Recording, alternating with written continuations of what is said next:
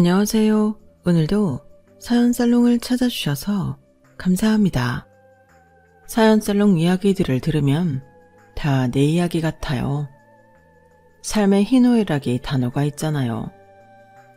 그래서 이곳에 제가 겪은 인생 이야기를 풀어내면 수십 년 동안 품어왔던 제 가슴의 하늘 조금이나마 덜어낼 수 있을 것 같아 용기 내 사연 보내봅니다. 요즘은 이혼이 참 흔하고 재혼도 많이들 하죠. 그런 TV 프로그램들도 많고요. 나쁘지 않은 현상이라고 봐요. 안 그래도 오지랖 넓은 우리나라에서 남 눈치 안 보고 자기 삶의 만족을 찾아가는 게 참 좋잖아요. 하지만 재혼 고려할 때 가장 걸리는 부분이 있죠. 바로 아이들이죠. 아이들 때문에 재혼은 생각하고 또 생각해서 정말 신중히 결정해야 하는 것 같아요. 재혼할 사람이 내 아이를 정말 친자식처럼 잘 보듬어 줄 수 있는 사람인지 눈 크게 뜨고 살펴봐야죠. 그런 면에서 저희 아버지는 너무 쉽게 이혼하고 아무나 하고 재혼하신 것 같아요. 제가 그 계모 때문에 당한 서름을 생각하면 아직도 마음이 미어진답니다. 그래서 전 배우자 조건이 이혼 절대 안 할 사람이었어요.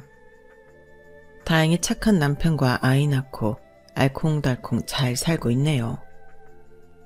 평생 이 마음 변치 않도록 노력하면서 살아야겠죠. 사필귀정이란 말이 맞는 건지 하여튼 그 악독한 계모는 현재 인생의 나락으로 빠지고 말았어요. 제가 복수의 칼날을 갈고 닦아 계모를 끌어내리려고 한 것도 있지만 우리 아버지가 돌아가신 후 지팔자 지가 꾼 것도 있더군요. 완전히 개막장 인간인 저희 계모가 대체 어떤 여편네인지 궁금하시죠? 지금부터 한 편의 드라마 같은 저와 계모의 역사를 풀어놔 볼게요. 거의 인간답지 못한 생활을 하고 있는 현재 계모의 상황까지 말이죠. 지금부터 시작할게요. 드디어 50억 부자가 되었다, 수연아. 우리 가족 재산이 내가 원하던 50억으로 불어났어. 내 재테크 수완 죽이지? 지금부터 30여 년 전 50억 재산을 달성하셨다고 하니 현 시세로 따지면 꽤 많은 돈이죠. 아마 몇백억 가치일 거예요. 아빠는 왠지 모르지만 젊은 시절부터 꼭 50억을 모으고 싶다고 농담처럼 말씀하시곤 했어요. 어린 저였지만 저와 엄마는 아빠의 말씀에 코웃음 치곤 했죠. 여보, 50억이 어디 개 이름이야? 5억도 없는 우리가 무슨 수로 50억을 모아요, 참. 수연엄마, 두고 봐. 내가 꼭 50억 모으고 죽을 거야. 이 박지철이 사전에 불가능은 없다고. 저희 엄마 아빠는 둘 다 흙수저 집안에서 태어나 정말 가난하게 자랐어요. 시골 노지에서 마구잡이로 자란 과일이나 풀 등을 뜯어먹고 데쳐먹으며 굶주린 배를 그나마 채울 수 있었다고 하네요. 아빠는 도매시장에서 음식점에 물건 떼다주는 트럭 기사를 하셨고 엄만 식당 종업원으로 일하며 눈이 맞았어요. 두 분이 결혼할 때만 해도 돈이 너무 없어서 식도 못 올렸고 지금도 부모님 결혼식 사진 한 장 안 남아있네요. 하지만 생활력 강한 부모님은 외동딸인 절 낳고는 하나뿐인 딸에게 절대 가난을 대물림해주긴 싫다는 다짐을 했다고 해요. 절 할머니께 맡기고는 두 분이 합심하여 대출을 많이 끌어와 식당을 차렸고 그게 대박이 나버린 거죠. 아직도 우리 식당에서 밥 먹으려는 사람 줄이 끝도 없이 길었던 기억이 생생해요. 한정식집이었는데 돈가스나 짜장면을 좋아하던 저는 왜 우리 엄마 아빠 가게가 인기가 많은지 당최 이해가 안 갔죠. 그때만 해도 카드보다 현금을 더 많이 쓰던 때라 마감하고 집에 들어오실 땐 현금이 가득 찬 상자를 두세 박스씩 들고 들어오셨어요. 한마디로 현금을 쓸어 모았던 거죠. 부동산에도 밝았던 아빠는 식당 종업원들을 많이 고용하자 운영을 거의 엄마에게 맡기고 서울 요지에 건물을 사고 파는 일을 몇 번 하시더니 몇 년 만에 50억을 뚝딱 만들어 오신 거였어요. 재테크의 귀재였죠. 하지만 어린 제가 느끼는 우리 가족의 분위기는 돈 없었던 시절이 훨씬 따뜻하고 좋았어요. 단칸방에서 엄마 아빠와 살부비며 하하호호 웃던 시절이 아직도 꿈같이 그리워요. 돈이 모이기 시작하자 욕심이 더 생겼던 아빠는 거의 재테크에 미쳐서 집에 잘 들어오지도 않더군요. 집에 몇 주에 한 번씩 들어왔던 아빠가 엄마를 바라보던 눈빛은 점점 싸늘해져만 갔어요. 두 분 사이가 안 좋아지시는 게 어린 저에게까지 느껴지더군요. 맨날 싸우기 일쑤였죠. 아니 수연 아빠, 지금 몇 주 만에 들어오는 거야. 맨날 서울 부동산 보러 다닌다는 핑계로 집엔 들어오지도 않네. 여기가 제주도야? 미국이야? 서울에서 고작 2시간 거리 경기도인데 이렇게까지 외박하는 이유가 뭐야? 당신 돈 불리는데 미쳤어? 나랑 수연이는 눈에 보이지도 않아 이제? 식당에서 버는 돈 미천 삼아 부동산 투자하면서 식당은 완전히 나한테 맡겨두고 나 몰라라야? 나도 식당에 24시간 종속된 삶이 아주 지긋지긋하다고. 내가 5억도 안 되는 돈을 50억으로 불렸는데 수고했다는 말을 못할 망정. 뭐? 지긋지긋하다고? 그래, 그럼 갈라서. 나도 더 이상 할매나 마찬가지인 당신이랑은 살기 싫어. 뭐? 이제 본색을 드러내는구만. 당신 내가 바보 천치인 줄 알아? 그동안 딴 년이랑 살림 차린 거 내가 모르고 있을 줄 알았지. 내가 흥신소 사람 붙여서 구린내 나는 당신 뒤 다 캐봤어. 무려 20살 어린 여자애랑 놀아나고 있더라. 당신 지금 제정신이야? 나 그 얘기 듣고 쓰러질 뻔했다고. 야, 이 미친 옆에 내가 이제 미행까지 해? 참네. 그래, 서울 가니까 이쁘고 쭉쭉 빵빵한 애들 널렸더라. 내가 강남 건물주라고 하니 줄줄 따르던데. 내가 40대 후반으로 안 보인대. 우리 딸 생각해서 정신 좀 차려 제발. 당신만 생각하면 요즘 스트레스 받아서 온몸이 뻣뻣하게 굳어버린다고. 당신이야말로 정신 차려. 당신한테 온갖 정이 다 떨어져 버린 현실을 직시하라고. 말이 나온 김에 그냥 마무리 지어야겠어. 나 그 여자한테 갈 거야. 저 식당이 노다지니까 당신이 식당 가져. 난 건물 가질게. 식당 운영하면 먹고 사는 건 문제 없겠지 뭐. 수연이는 딸이니까 엄마랑 지내는 게 더 편하겠지? 난 내 집만 간단히 챙겨서 떠날게. 다른 건 변호사 통해서 마무리 짓자고. 뭐? 당장 떠나겠다고? 변호사? 지금 나와 딸내미 버리고 진짜 이혼하겠다는 거야? 야, 이 미친놈아. 정신 차려. 공포의 눈으로 엄마 아빠 싸우는 장면을 보고 있었는데 갑자기 엄마가 심장을 부여잡고 쓰러지셨어요. 짐 챙기러 가려던 아빠는 심폐소생술도 해보고 허둥지둥대며 엄마를 살리기 위해 갖은 애를 다 쓰셨죠. 하지만 119에 실려간 엄마는 이미 사망하셨다는 판정을 받았고 그게 엄마의 마지막 모습, 음성일 줄은 꿈에도 몰랐어요. 장례식이 끝난 후 아빠는 선언했던 대로 그 20살 어리다는 여자를 집으로 데리고 오셨고 엄마의 사망신고와 함께 그 여자와 혼인신고를 이미 마쳤더군요. 모든 게 일사천리였죠. 전 엄마를 너무 허망하게 잃은 충격으로 실어증이 와서 말을 제대로 못하는 지경에 이르렀어요. 초등학생이던 제가 갑자기 말을 잘 못하게 된 거란 계모의 대답이 아직도 생생하네요. 너 초등학생이 말도 제대로 못하니? 어쩜 그래? 신기하다. 아, 해봐. 혀가 잘못된 거 아니야? 뭐, 난 오히려 편하네. 피도 안 섞인 남의 새끼를 보려니 배알이 꼴렸는데 앞으로 파출부 아줌마 쓸 거니까 그 아줌마랑만 손짓 발짓으로 소통해? 말도 못하는 게 나한테 뭐뭐 해달라 귀찮게 요구하지 말고. 알았지? 파출부 아줌마와 병원을 다니며 실어증을 열심히 치료한 결과 차차 나아지긴 했어요. 그런데 그 과정에서 전혀 도움을 안 준 계모와 아빠가 참 밉더군요. 우리 엄마가 너무 보고 싶었어요. 그렇게 문전성시를 이루던 식당은 주인이었던 엄마가 돌아가시고 계모한테 맡겨지자 제대로 운영될 턱이 없었죠. 점점 손님이 줄더니 딱 6개월 만에 폐업 수순을 밟게 되었어요. 잘 됐네. 안 그래도 임신을 해서 가게 카운터 보는 것도 힘들었는데 이젠 집에서 내 아기나 키워야겠다. 그렇게 그 여자는 우리 집에 들어온 3년 동안 아기를 셋이나 낳았어요. 아들 1명에 아들 쌍둥이 2을 더 낳더군요. 50이 된 아빠는 아들들을 보며 좋아 죽더이다. 아유, 우리 셋이 수고 많았어. 아기들이 아주 날 쏙 빼닮았구만.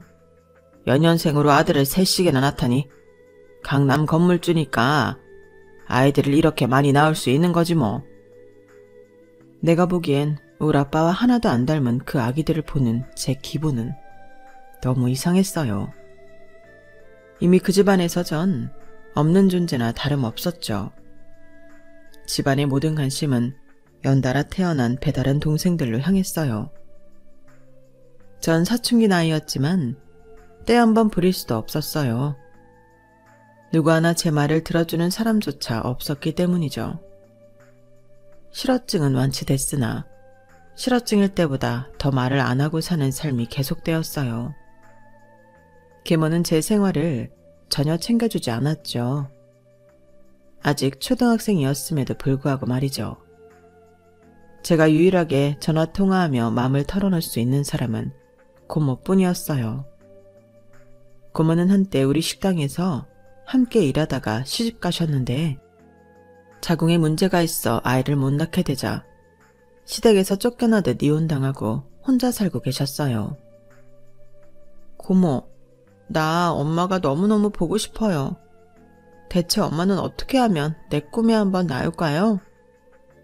아빠는 계모랑 아기들한테만 푹 빠져지네요. 나한테 관심 가져주는 사람은 세상에 아무도 없다고요. 수연아, 네 아빠가 내 오빠지만 참 야속하구나. 네 엄마가 살아생전에 네 아빠 때문에 얼마나 속을 끓였니. 조금만 참고 살다가 20살 되면 독립하렴. 서울로 대학 가서 열심히 공부하고 일해서 꼭 성공해. 여자도 실력이 있어야 한다? 가끔 하는 고모와 전화통화에 살아갈 힘을 얻곤 했죠. 그렇게 열심히 살아가려던 제게 하늘은 또 한 번 시련을 주더군요. 계모한테서 전화 한 통을 받았어요. 야, 박수연, 너 저녁인데 어딜 그렇게 싸돌아다니는 거야, 조그만 게. 네 아빠 죽었다. 얼른 병원으로 택시 타고 와. 뭐? 아줌마가 뭔데 그런 얘기를 해요?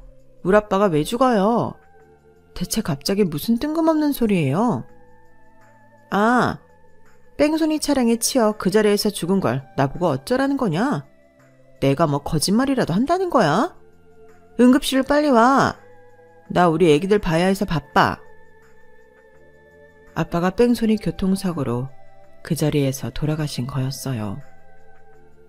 그때만 해도 30년 전이라 CCTV도 많지 않았기에 뺑소니범을 잡을 수는 없었어요. 그렇게 피해자인 우리 아빠만 죽고 가해자는 찾지 못한 채 허무하게 끝나버렸죠. 이제 난 고아구나. 진짜 세상으로부터 버림받은 기분이었어요. 불난데 휘발유 붙는 격으로 계모는 아주 일사천리로 재산을 싹 다 정리했더군요. 그리고는 제게 일방적으로 통보했어요. 야, 네 아빠 죽었으니 너도 나가서 살아. 네 고모 시댁에서 소방받고 혼자 산다며. 너 고모랑 친하잖아. 그 집 가서 얹혀 살면 되겠네. 얼른 짐 싸. 11살의 어린 나이였지만 내 집에서 나보고 나가라고 하니 어이없었어요. 아줌마, 지금 어리다고 나 무시하는 거예요? 우리 아빠가 부자였는데 그 돈 다 아줌마가 빼앗고 나한테 그냥 짐 챙겨서 나가라는 게 말이 돼요? 그렇게 못해요. 조그만 게? 그렇게 못하면 어쩔 건데. 내가 이 집 와서 3년간 희생해서 너 키워준 게 어디야? 20살 많은 늑다리 아저씨한테 딸린 짐짝 같은 널 봐준 게 어디냐고. 그 보상으로 네 아빠 재산은 다 내 거야. 고모 집으로 얼른 나가버려. 눈을 부라리며 계모가 지르는 고성 탓에 어린 저는 좀 무섭기도 했어요. 조금만 더 컸으면 덤벼볼 만도 했을 텐데. 아니, 법적으로 유류분이라도 챙겼을 텐데. 그때 당시 11살이었던 전 너무 어렸죠. 그렇게 고모 집으로 향했고 20평짜리 아파트에서 고모와 함께 살았어요. 고모는 친엄마처럼 저를 하나부터 10까지 다 챙겨주셨죠. 내가 자궁이 약해 아이를 못 낳아서 이혼당한 한을 이제야 푸는구나. 우리 수연이가 내겐 딸이나 다름없어. 이제 고모한테 다 의지하고 살아. 내가 식당에서 버는 돈은 다 너한테 쏟아부을 거야. 넌 이제부터 내 삶의 이유야. 고모는 조그만 식당을 운영하셨고 저희 부모님을 도와 한정식집에서 배운 노하우를 잘 녹여 식당 매출도 꽤 괜찮았죠. 고모는 손재주가 좋았어요. 피부가 엄청 예민하고 약했기에 화장품을 다 만들어 쓰셨는데 그 과정이 제 눈엔 참 재미나게 보였어요. 실제로 제 화장품도 고모가 직접 만들어 주셨는데 피부가 한 톤 밝아지며 촉촉하고 너무 좋더라고요. 고모, 레몬 넣은 이 화장품 너무 좋은데요? 우리 이거 갖고 나중에 사업 한번 해볼까요? 너도 네 아빠 닮아서 돈 버는 데 관심이 많구나. 고모는 음식 장사밖에 안 해봐서 화장품 제조업을 하기엔 겁이 나는데. 에이 고모, 내가 살아보니 인생은 뭐 아니면 도예요. 어차피 가진 것 없어서 잃을 것도 없는 인생 한번 덤벼보는 거예요. 실제로 엄마 아빠 그리고 계모에 의해 재산까지 다 뺏기고 나니 더 이상 두려울 게 없었어요. 아빠 성격을 닮긴 했는지 추진력과 돈 불리는 재주는 좀 있었던 것 같아요. 20살 대학교 1학년이던 저는 그 길로 화장품 창업에 대해 이리저리 알아봤고 바로 추진했어요. 그때만 해도 유튜브나 인스타그램이 활성화되지 않았던 시절이었기에 홍보는 블로그 등을 통해서 할 수밖에 없었죠. 고모가 적극적으로 밀어줬기에 가능했어요. 고모는 그때까지 번 돈을 모조리 저희 창업에 쏟아 부어줬어요. 몇 억이라는 거금이었죠. 고모, 자금 대줘서 고마워요. 진짜 열심히 한번 해볼게요. 고마워할 거 없어. 네 말대로 고모도 더 이상 잃을 게 없는 사람이야. 넌 내 딸이나 마찬가지니 내 인생의 전부고 말야. 꼭 성공해 수연아. 하지만 대학은 꼭 마쳐야 한다. 그리고 한 가지, 만약 수익이 나게 되면 고모 이름으로 챙겨줄 생각 말고 다 네 명의로 재테크해서 잘 불려봐. 얼마 전에 아주 용한 무당한테서 전 봤는데 난 단명할 운이고 넌 승승장구할 운이란다. 고모가 제대로 밀어줄게. 고모한테 무슨 그런 걸 믿냐고 다 미신이라고 타박했어요. 고모까지 돌아가시면 난 도저히 살아갈 힘이 없을 것만 같았거든요. 그런데 그 용하다는 무당의 말이 현실로 벌어지고 말았죠. 멀쩡하던 고모가 췌장암 3기에 걸렸다더군요. 고모로부터 그 말만 듣고도 너무 무서워 사지가 떨렸어요. 고모, 대체 그게 무슨 말이에요? 왜 이제 50살 먹은 고모가 몹쓸 암에 걸려요? 병원에서 지금까지 건강검진하면서도 그런 말 없었잖아요. 그놈의 돌팔이 의사들 싹 다 고소해버려요. 왜 우리 고모가 죽는다는 거예요? 그럼 난 어떻게 살라고요? 수연아, 고모가 살아보니 내 힘으로 어찌할 수 없는 건 그냥 받아들여야 하는 게 순리더라. 그 무당이 진짜 용했나 봐. 단명한다더니 정말 그대로 마치네. 췌장암은 1, 2기 아니면 거의 사망 확률이 높은가 봐. 원래 몸도 약한 내가 어찌 암을 이기겠니? 다른 건 고모도 다 받아들이겠는데 우리 수연이가 어찌 혼자서 살아갈지 너무 걱정이네. 그 개모년한테서 네 아빠 재산 조금이라도 뺏어올 걸 그랬다.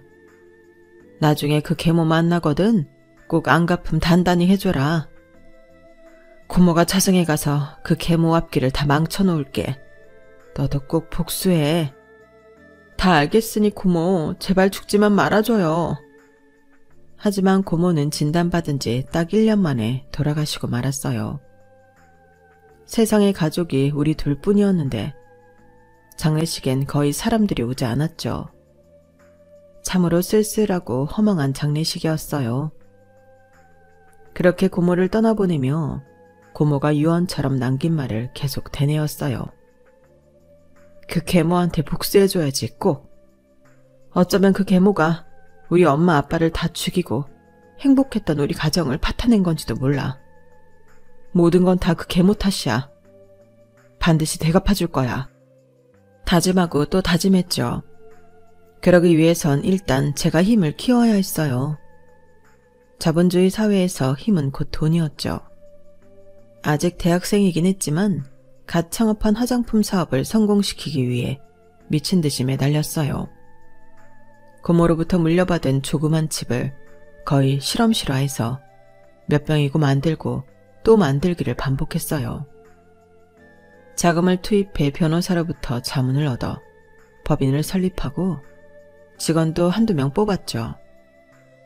20대 중반의 대표님, 사장님 소리를 들으면서 하루에 잠 4시간씩 자가며 발로 뛰어다녔어요.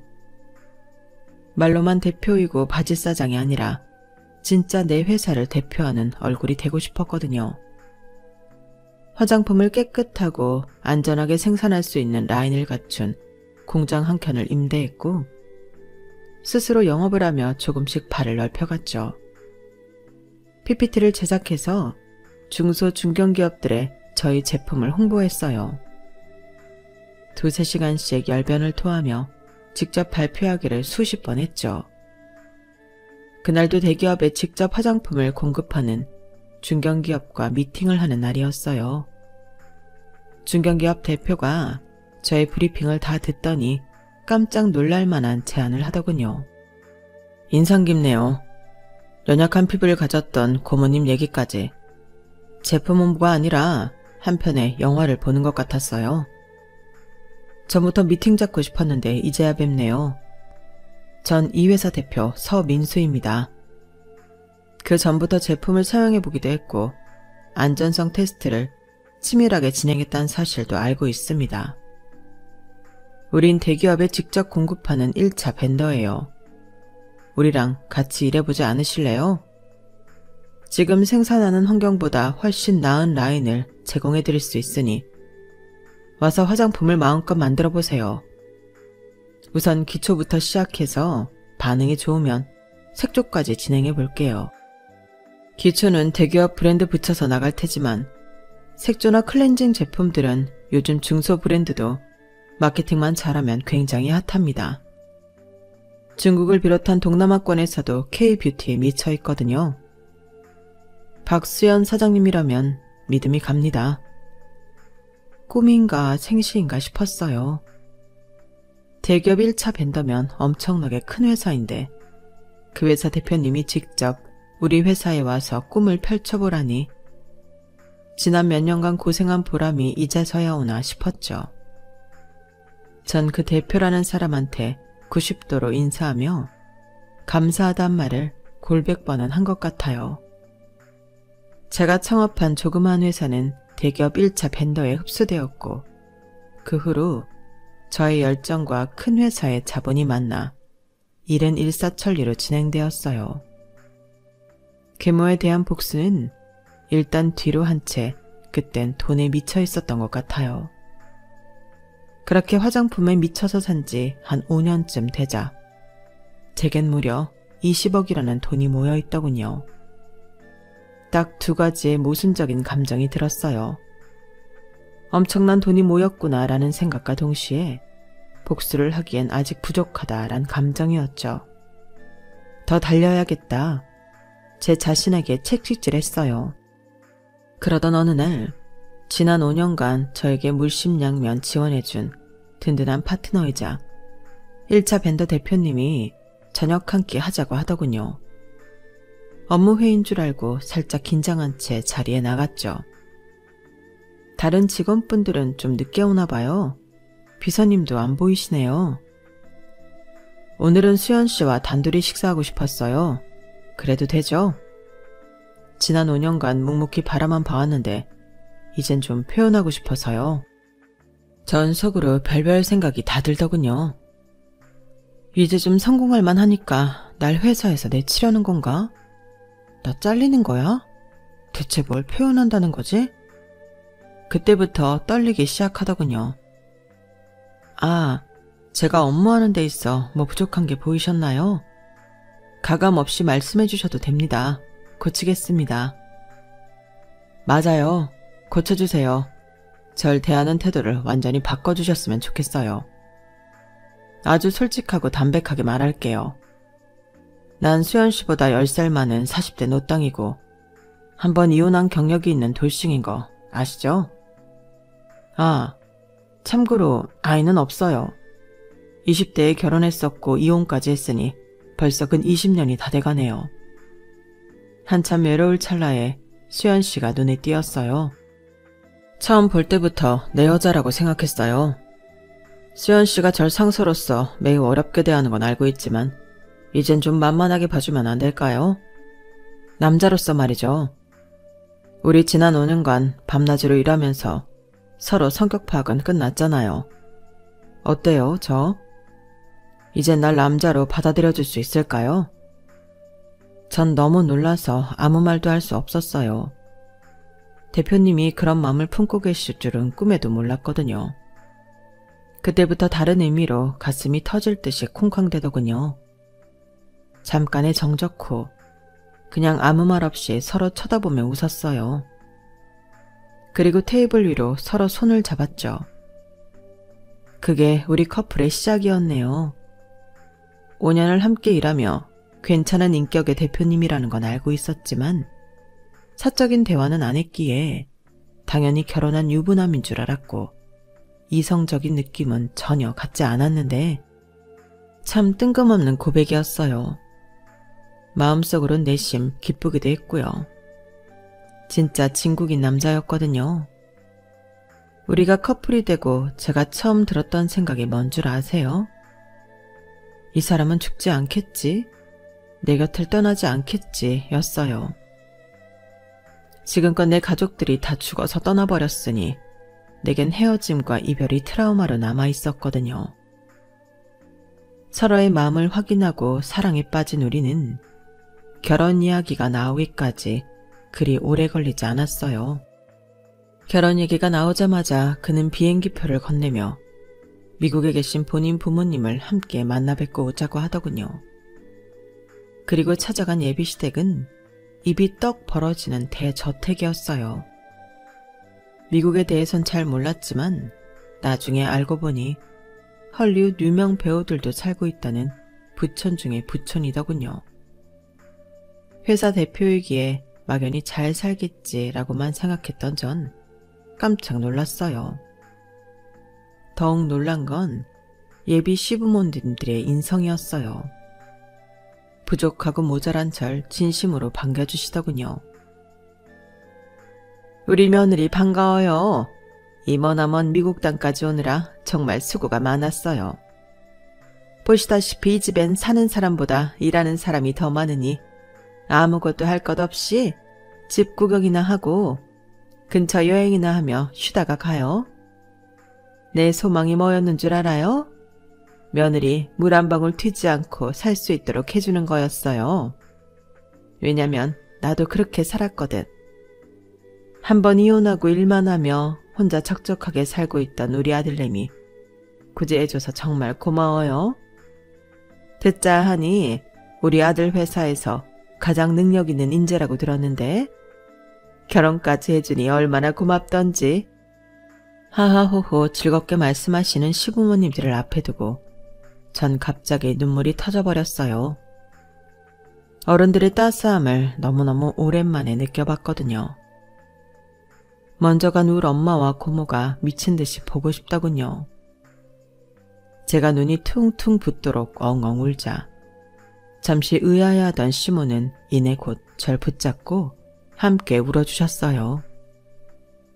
그렇게 한참을 울고는 시부모를 친부모처럼 여기며 지금껏 자주 연락하고 사이좋게 지내고 있답니다.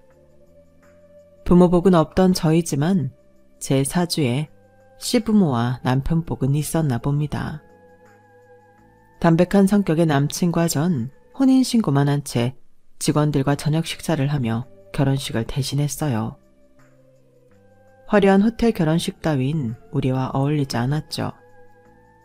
그렇게 유부녀로서 다시 일상이 시작되고 나의 능력과 소박한 재력에 금수저인 남편의 재력이 더해지자 계모에게 복수하고 싶다는 생각이 다시금 들더군요. 전 수소문 끝에 사설탐정을 찾아갔어요. 예전엔 흥신소였지만 요즘엔 자격증을 소지한 사설탐정들이 요청한 일들을 끝내주게 잘 처리한다더군요. 전 웃돈을 줘가면서까지 아주 구체적으로 요구했어요. 내 아버지 돈을 다 뺏어간 채 어린 나를 버린 계모를 꼭 찾아주시고 현재 가족 상황이며 재정 상황이 어떻게 되는지 낱낱이 알아와 주세요. 뭐든요. 한 달 뒤 사설탐정들이 캐낸 정보들을 가지고 계모가 현 남편과 공동 명의로 갖고 있다던 건물로 무작정 찾아갔어요. 그리고는 근처 부동산을 들어갔죠. 웬 뚱땡이 할배 둘이 희희낙낙대며 낮술을 하며 장기를 두고 있더이다. 저 1층에 햄버거집 있는 건물 제가 사고 싶은데요. 중개해 주실 수 있을까요? 공인중개사가 아닌 그냥 손님으로 보이던 대머리 뚱땡이 할배가 나를 빤히 쳐다보며 한마디 하더군요. 저거? 내 마누라랑 공동으로 소유한 건물인데 나 저거 부동산에 내놓은 적 없는데 무작정 팔으라고? 낮술 냄새를 풍풍 풍기던 그 할배가 바로 계모의 새 남편이었어요. 아, 그러셨군요, 사장님. 와이프분이랑 공동명의셨어요? 저 건물이 탐나서 그런데 저한테 꼭 좀 파실 수 없을까요? 언제 사신 거예요? 다행히 그 할배는 팔랑귀에 자기 과거 얘기하기 좋아하는 떠벌이었어요. 건물을 사게 된 경위와 그 계모에 대해 좀 더 알고 싶어서 살살 구슬리니 줄줄이 다 말하더군요. 남한테 발설해선 안 될 TMI까지 말이죠. 그 할배의 말에 너무 놀랐어요. 내 마누라는 지금 정신병원에 있지. 옛날에 젊었을 때야 미인이었지만 이제 늑다리라. 다른 젊은 여자들이 눈에 자꾸 들어오는데 당최 이혼을 안 해주는 거야. 그래서 내가 새 아들들이랑 짜고 그 옆에 애를 정신병원에 넣어버렸지. 곧 명의도 다 내 거로 가져올 심산이야. 내가 그 옆에 애랑 어떻게 결혼하게 됐는지, 이 건물을 어떻게 공동명의로 하게 됐는지 말해줄까? 이거 완전히 대하 드라마로 제작해도 될 만큼 스펙타클한 이야기라고. 내 옆에 내가 미스 시절에 어느 부동산 부자인 유부남을 꼬셔서 정실 부인 자리를 꿰찬 거야. 원래 와이프는 심장마비로 그 자리에서 죽었대나 뭐래나. 여튼 정실 부인으로 들어갔지만 몰래 나랑 계속 만나던 사이였거든. 당연히 그 아들들은 다 내 씨앗이었지 뭐. 아마 그 유부남은 끝까지 셋 다 자기 아들들인 줄 알면서 죽었을 거야. 아 글쎄 딱 3년 후에 고맙게도 뺑소니 차량이 그 아재를 탁 치워줬지 뭐야. 우리 마누라가 원래 있던 딸내미 몫까지 재산을 다 뺏어오고 귀찮던 딸을 내쫓아버렸다지 뭐야. 난 손 안 대고 코 풀었지 뭐. 그 집에 꽁으로 입성해서 유부남이 남긴 재산 다 나랑 공동명의로 하고 여지껏 떵떵거리며 잘 살았지. 근데 이제 한 20년 살다 보니 딴 여자 품이 그립더라고. 난 부자가 되었으니 술집만 가도 얼마나 인기가 좋은 줄 알아? 김 사장, 자네가 똑똑히 봤지? 내 인기? 그 노인네의 이야기 속 딸내미 인천은 피가 거꾸로 솟는 기분이었어요. 계모가 우리 집에 쳐들어와 우리 아빠의 아들이라며 낳은 세 아들들이 다 다른 남자의 아들이었다니. 저한텐 못되게 굴었지만 우리 아빠한텐 알랑방구를 끼며 애교질을 부리던 계모의 얼굴이 떠오르더군요. 구역질이 났어요. 그동안 믿기만 했던 아빠의 처지가 왠지 불쌍하더군요. 그러한 계모가 지금은 자기 가족들에 의해서 정신병원에 감금돼 있다니 지팔자 지가 꾼 거라고 느껴졌어요. 그러거나 말거나 계모의 모든 걸 뺏어야겠다는 생각뿐이었죠. 다시금 정신을 차리곤 계획을 재정비했어요. 그 건물을 팔 생각이 없다는 그 할배 때문에 계획을 변경해야 했죠. 우선 남편에게 다 털어놨어요. 단순한 부동산 투자가 아니었기 때문이었죠. 남편의 대답은 제게 용기를 줬어요. 나한테 가진 건 돈과 당신뿐이야. 당신에게 그런 아픔과 분노가 있는 줄은 몰랐어. 허투루 쓰겠다는 것도 아니고 강남 요지의 빌딩을 사드리겠다는 건데 아예 우리 법인 업종에 부동산 투자업을 추가로 본격적으로 뛰어들지 뭐. 내가 뒤에서 든든히 도와줄게. 걱정 마. 천군만마 같은 남편의 지원 덕분에 전 계획을 차분히 실현해 나갔어요. 우선 계모가 공동명의로 갖고 있다던 빌딩에 주위의 빌딩들을 하나씩 사모으기 시작했어요. 시세보다 높게 쳐준다고 하니 안 판다고 하는 건물주는 다행히 없었어요. 그때가 한창 부동산 불경기여서 그랬나 봐요. 그리고 난 후 계모 건물에 입점해 있는 상점들과 아주 비슷한 가게들로 채워 넣었죠. 점주들에겐 제가 사비를 들여 경영 컨설턴트까지 붙여주며 장사가 잘 될 수밖에 없게 유도했죠. 마케팅까지 활발히 해주면서 말이죠. 그러자 몇 달 만에 계모의 낡은 건물에 입점해 있던 가게들은 줄폐업을 하게 되고 공실이 뻥뻥 나기 시작합니다.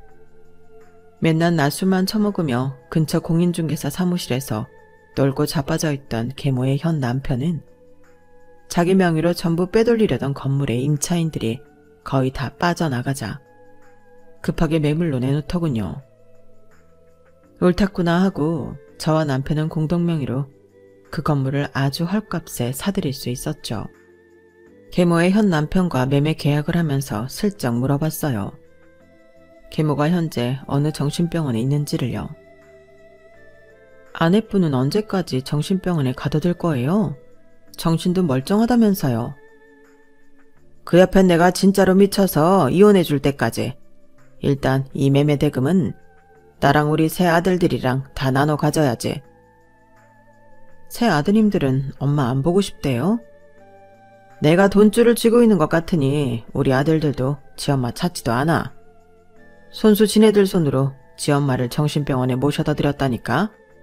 그렇지 않으면 내가 상속 한 푼도 안 주겠다고 했거든. 또 손 안 대고 코푼격이지 뭐. 계모가 악마인 줄 알았는데 더 악마는 따로 있었어요. 눈 하나 깜짝 안 하고 이런 얘기를 남인 우리한테 다 털어놓을 수 있는지. 아무리 술에 쩌든 알코올 중독자 할배라 할지라도 무서울 지경이었죠. 공인중개사로부터 듣자 하니 그 할배는 그 돈 갖고 술집 다니며 젊은 여자들이랑 희희낙낙하며 잘 살고 있다더군요. 그 아들들도 그에게 매매 대금을 나눠서 미국과 영국 등으로 이민을 가버렸다고 하더라고요. 이 모든 시드머니가 바로 우리 아버지 재산이었다는 사실이 참 소름 끼치더라고요. 바보 같은 우리 아빠 어쩌자고 이런 족속들과 엮인 여인네를 선택했는지 자, 이제 저의 마지막 미션이 남았어요. 남편과 함께 계모가 감금돼 있다던 정신병원으로 향했죠. 가슴이 두근두근 긴장되더군요. 그 여자를 만나면 바로 얼굴에 침이라도 뱉어주려고 했죠. 하지만 40kg도 안 나갈 것 같이 피골이 상접해서 눈이 퀭한 계모를 20년 만에 마주하니 진짜 젊었을 적 반반했던 외모의 계모가 맞나 의심스러울 정도였어요. 날 알아보겠어요? 네가 여기 어쩐 일이야? 자식이 찾아왔다고 해서 우리 아들들이 면회 온 줄 알았는데 너 박수야 맞지? 내 전남편 외동딸 말이야. 정신병원에 감금됐다고 해서 다 미친 건 아니군요. 당신 남편이 그 건물 나한테 팔고 그 돈으로 강남 유흥업소 돌아다니며 여자 끼고 밤새 술 처먹는 건 알고 있어요. 그리고 당신이 그토록 기다리던 아들 셋은 미국과 영국으로 이민 가버린 건 알아요? 멍청한 노인네 같으니라고. 심지어 우리 아빠와 결혼할 때 낳은 그 아들들은 셋 다 우리 아빠 친자식이 아니라며? 당신은 우리 가정을 파탄낸 주범이야. 지금 정신병원에 갇혀서 불쌍한 척 하지 말어. 천벌을 받아도 싼 마귀 할멈 같으니라고. 내 아들들이 다 이민 가버렸다고? 진짜 날 이런 곳에 방치해두고 말이야? 내 아들들아, 인간의 탈을 쓰고 어찌 그럴 수 있단 말이냐. 내가 너희를 어떻게 키웠는데. 참네. 그거 알아? 나도 우리 엄마 아빠의 귀한 자식이었어. 우리 고모의 귀한 조카이기도 했다고. 젊은 시절 그 반반한 쌍판떼기로 우리 아빠를 유혹해서 가정을 파탄낸 미친년아. 죽는 날까지 정신병원에 갇혀서 진짜 미쳐버려라. 기어코 침을 뱉고 나왔네요. 그 여자에게 사자우를 내뱉으니 옛날 생각에 제 인생이 너무 불쌍하게 느껴졌거든요. 계모는 악독하게 굴었던 죄를 이제야 받고 있는 듯 했어요. 계모가 정신병원에서 진짜로 미치든지 제정신으로 죽을 때까지 갇혀있든지 내 알 바 아니었죠. 다리에 힘이 빠졌지만 남편과 함께 차까지 기어들어가서는 엉엉 울었네요. 그렇게라도 풀어내지 않으면 진짜 저까지 미쳐버릴 것 같았거든요. 20년 동안 쌓아온 내 한을 조금이나마 푼 느낌이었어요. 그 과정에서 남편의 도움이 컸죠. 그 후로는 다시 일상으로 돌아왔어요. 그리고 몇 개월 후 기적처럼 아기 천사가 찾아오더군요. 현재 만삭의 몸으로 글을 쓰고 있네요.